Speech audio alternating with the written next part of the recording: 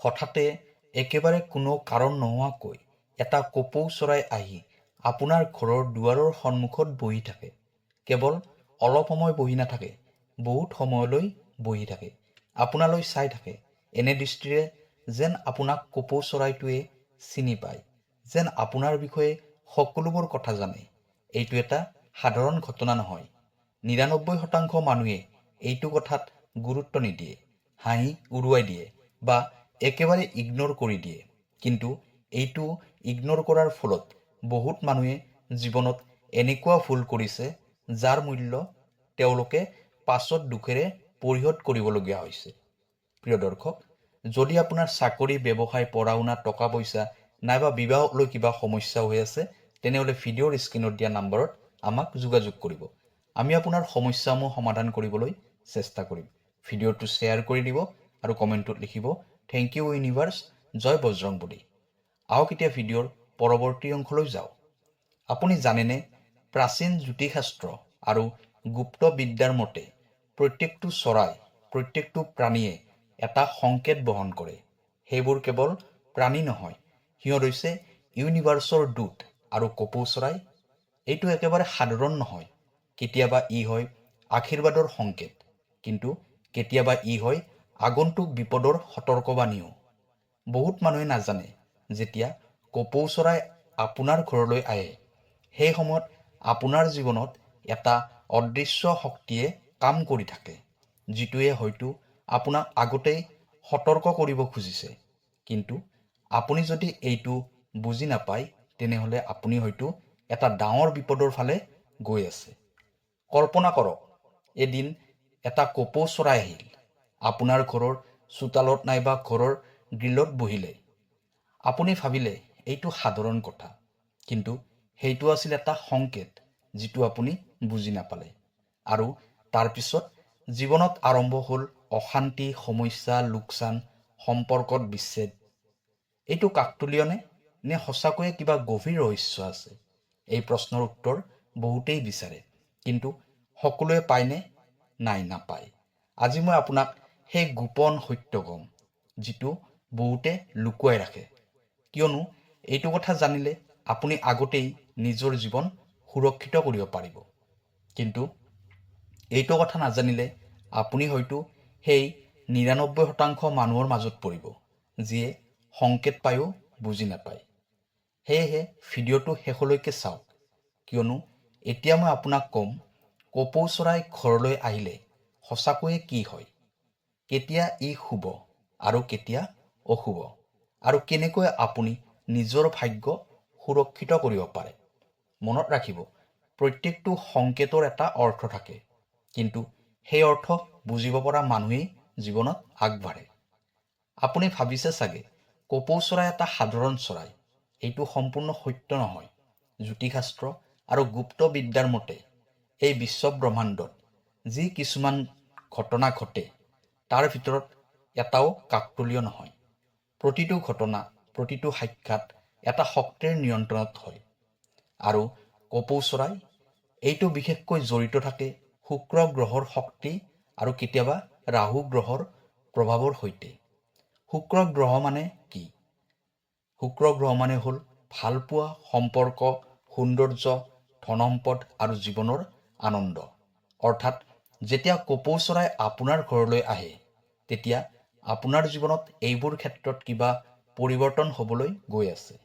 কিন্তু এইটো সদায় ভাল ফলাফল নহ'বও পাৰে, কিয়নো যদি সেই সময়ত আপোনাৰ ওপৰত ৰাহু গ্ৰহৰ প্ৰভাৱ থাকে, তেনেহ'লে সেই সংকেতবোৰ হ'ব পাৰে ভ্ৰম, ভুল সিদ্ধান্ত, সম্পৰ্কত প্ৰতাৰণা বা হঠাতে লোকচান।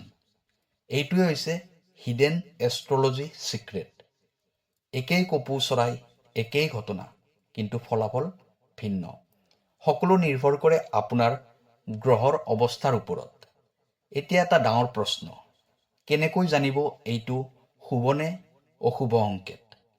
এইটো বুজিবলৈ আপুনি লক্ষ্য কৰিব লাগিব কিছুমান গুপ্ত লক্ষণ। গুপ্ত লক্ষণ: যদি কপৌ চৰাই আপোনাৰ ঘৰলৈ আহি শান্তিপূৰ্ণভাৱে বহি থাকে, আপোনাৰ ঘৰত সোমাবলৈ চেষ্টা কৰে বা দম্পতীৰ দৰে এহাল কপৌ চৰাই একেলগে আহে, তেনেহ'লে এইটো 90% ক্ষেত্ৰত শুভ সংকেত। নতুন সম্পৰ্ক, ধন লাভ বা বিবাহৰ যোগ। কিন্তু যদি কপৌ চৰাই আপোনাৰ ঘৰলৈ আহি অস্থিৰ হৈ থাকে, বাৰে বাৰে আহে আৰু গুচি যায় বা হঠাতে উৰি যায়, তেনেহ'লে এইটো হ'ব পাৰে মানসিক চাপ, ঘৰত অশান্তি, কাৰোবাৰ সৈতে ভুল বুজাবুজি বা আগন্তুক বিপদৰ সতৰ্কবাণী। বহুত মানুহে এইটো নাজানে, সেয়েহে সংকেত আহিলেও সেয়া বুজি নাপায় আৰু তাৰ পাছত কয়, হঠাতে কিয় এই সমস্যা আহিল। কিন্তু সঁচা কথা হ'ল, সমস্যা হঠাতে নাহে, আগতেই সংকেত আহে আৰু কপৌ চৰাই সেই সংকেতৰ এটা গুৰুত্বপূৰ্ণ অংশ। আপুনি যদি আজিৰ পৰা এইবোৰ লক্ষ্য কৰিবলৈ আৰম্ভ কৰে, তেনেহ'লে আপুনি আগতেই বুজি যাব জীৱনত কি আহিবলৈ গৈ আছে। কিন্তু এইটোতে শেষ নহয়। এতিয়া মই আপোনাক জনাম, যেতিয়া এজন মানুহে এই সংকেত ইগনোৰ কৰিলে আৰু তাৰ পিছত তেওঁৰ জীৱনত কি ডাঙৰ ঘটনা ঘটিল, সেইটো শুনিলে আপুনি আচৰিত হৈ যাব। সেয়েহে ভিডিঅ'টো স্কিপ নকৰিব, কিয়নো এইটো তথ্যই আপোনাৰ জীৱন সলনি কৰিব পাৰে। আমাৰ অসমৰে এখন সৰু চহৰত এজন সাধাৰণ মানুহে বাস কৰিছিল। ঘৰত সকলো ঠিকেই আছিল, লাহে লাহে জীৱন আগবাঢ়ি আছিল। কিন্তু এদিন হঠাতে এটা কপৌ চৰাই আহি তেওঁৰ ঘৰৰ বাৰান্দাত বহিল। প্ৰথম দিনা তেওঁ গুৰুত্ব নিদিলে, ভাবিলে সাধাৰণ কথা। দ্বিতীয় দিনাখন আকৌ সেই একেই কপৌ চৰাইটো আহিল। এইবাৰ অলপ সময় বেছিকৈ বহি থাকিল, যেন কিবা ক'ব খুজিছে। তৃতীয় দিনাখন এইটো অলপ অদ্ভুত যেন লাগিল।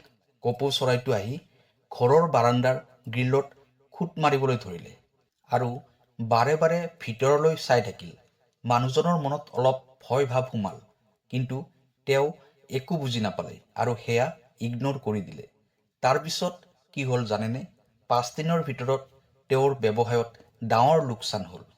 যাক তেওঁ সম্পূৰ্ণ বিশ্বাস কৰিছিল, সেই মানুহে তেওঁক প্ৰতাৰণা কৰিলে। ঘৰৰ অশান্তি আৰম্ভ হ'ল আৰু মানসিক চাপ বেছি হ'ল। তেওঁ বুজি নাপালে এইটো হঠাতে কিয় হ'ল। পাছত এজন অভিজ্ঞ জ্যোতিষীৰ ওচৰলৈ গ'ল। জ্যোতিষীয়ে তেওঁক সুধিলে, আপোনাৰ ঘৰত শেহতীয়াকৈ কিবা অদ্ভুত ঘটনা হৈছিল নেকি? তেওঁ ক'লে, হয়, এটা কপৌ চৰাই 3 দিন ধৰি আহি আছিল। তেতিয়া জ্যোতিষীয়ে ক'লে, সেইটো এটা সংকেত আছিল। আপোনাক আগতেই সতৰ্ক কৰা হৈছিল, কিন্তু আপুনি বুজি নাপালে। এই কথাখিনি শুনি মানুহজন একেবাৰে স্তব্ধ হৈ গ'ল, কিয়নো যদি তেওঁ আগতেই বুজিলেহেঁতেন, হয়তো এইবোৰ সমস্যা সমাধান কৰিব পাৰিলেহেঁতেন। এইটো কেৱল এজন মানুহৰ কথা নহয়, এনেকুৱা বহুত ঘটনা আছে য'ত মানুহে সংকেত পায়ো ইগনোৰ কৰে আৰু তাৰপিছত কয়, মোৰ লগত এইটো কিয় হ'ল। কিন্তু সঁচা কথা হ'ল, জীৱনে আগতেই সতৰ্ক কৰে, কিন্তু সেইটো বুজিব পৰা মানুহেই নিজকে বচাব পাৰে। এতিয়া ডাঙৰ প্ৰশ্ন, যদি আপোনাৰ ঘৰলৈ কপৌ চৰাই আহে, তেনেহ'লে আপুনি কি কৰিব লাগে? কেনেকৈ আপুনি নিজৰ ভাগ্য সুৰক্ষিত কৰিব পাৰে? কপৌ চৰাই আপোনাৰ ঘৰলৈ আহিলে আপুনি কি কৰে, সেইটোৱে নিৰ্ধাৰণ কৰে আপোনাৰ ভাগ্য ভাল হ'ব নে বেয়া হ'ব। বহুত মানুহে এইখিনিতেই ডাঙৰ ভুল কৰে আৰু সেই ভুলবোৰেই পাছত দুখ, সমস্যা আৰু লোকচানৰ কাৰণ হয়। এতিয়া মন দি শুনক, এই 5টা গুপ্ত নিয়ম। নিয়ম 1, কেতিয়াও কপৌ চৰাইক ঘৰৰ পৰা খেদি নিদিব। কেতিয়াও হাতেৰে মাৰিবলৈ চেষ্টা নকৰিব। কেতিয়াও ডাঙৰ শব্দ ব্যৱহাৰ নকৰিব, কিয়নো এইটো কৰা মানে আপুনি সেই সংকেতক অস্বীকাৰ কৰিছে। আৰু জ্যোতিষ মতে সংকেতক অস্বীকাৰ কৰিলে ভাগ্যও আপোনাক অস্বীকাৰ কৰিব। নিয়ম 2, কেতিয়াও আঘাত নিদিব, কেতিয়াও পাথৰ নেমাৰিব, কেতিয়াও ক্ষতি কৰিবলৈ চেষ্টা নকৰিব। এইটো কৰিলে নিগেটিভ এনাৰ্জি সক্ৰিয় হৈ যায় আৰু তাৰ ফলত সমস্যা আৰু বেছি বৃদ্ধি পায়। নিয়ম 3, ভয় নকৰিব। বহুতে কপৌ দেখিলে ভয় খায়, কিন্তু এইটো ভুল। ভয় মানে নিগেটিভ এনাৰ্জিক আমন্ত্ৰণ কৰা। আপুনি শান্ত হৈ থাকিব লাগিব। নিয়ম 4, সংকেতক অৱহেলা নকৰিব।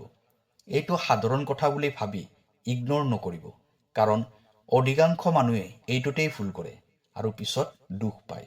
নিয়ম 5, তৎক্ষণাত সচেতন হওক। যেতিয়া কপৌ চৰাই ঘৰলৈ আহে, নিজৰ জীৱনটো এবাৰ চাওক।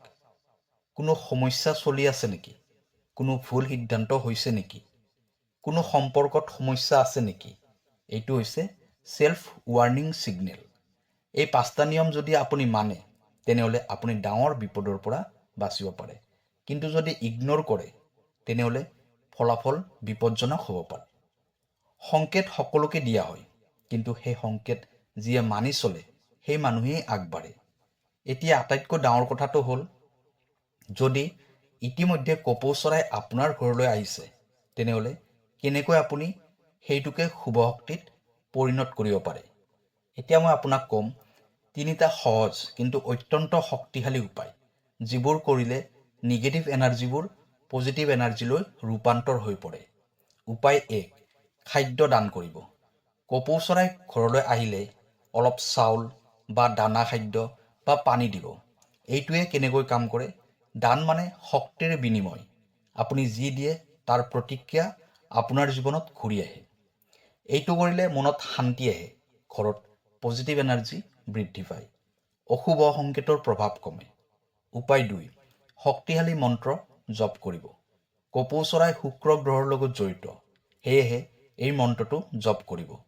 ওম শুক্ৰায় নমঃ 11 বাৰ। এইটো কৰিলে সম্পৰ্ক মজবুত হয়, ধন সম্পদৰ যোগ বৃদ্ধি পায়, নিগেটিভ প্ৰভাৱ দূৰ হয়। উপায় 3, ঘৰত পবিত্ৰ পৰিৱেশ সৃষ্টি কৰক।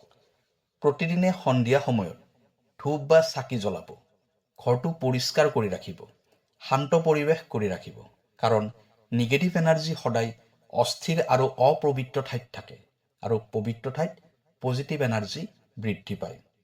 এই 3টা উপায় যদি আপুনি সঠিকভাৱে পালন কৰে তেনেহ'লে যি সংকেত আগতে বিপদৰ আছিল সেইটোৱে আপোনাৰ বাবে আশীৰ্বাদ হৈ পৰিব পাৰে। এইটোৱে হৈছে গুপ্ত নিয়ম। সংকেত সলনি কৰিব নোৱাৰি, কিন্তু তাৰ ফলাফল সলনি কৰিব পাৰি। জীৱনত যিবোৰ ঘটনা ঘটে সেইবোৰ সকলো হঠাতে নহয়। সকলোবোৰ ঘটনাৰ আঁৰত থাকে এটা সংকেত, এটা মূল সতৰ্কবাণী। কিন্তু সমস্যা ক'ত হয় জানেনে? আমি সেইবোৰক গুৰুত্ব নিদিওঁ। আমি ভাবোঁ এইটো কাকতলীয়, এইটো সাধাৰণ কথা, আৰু সেইটোৱেই আমাৰ আটাইতকৈ ডাঙৰ ভুল। কপৌ চৰাই ই কেৱল এটা চৰাই নহয়, ই এটা মাধ্যম, যাৰ জৰিয়তে ইউনিভাৰ্ছে আপোনাৰ লগত কথা কয়। আপুনি শুনেনে নে ইগনোৰ কৰে?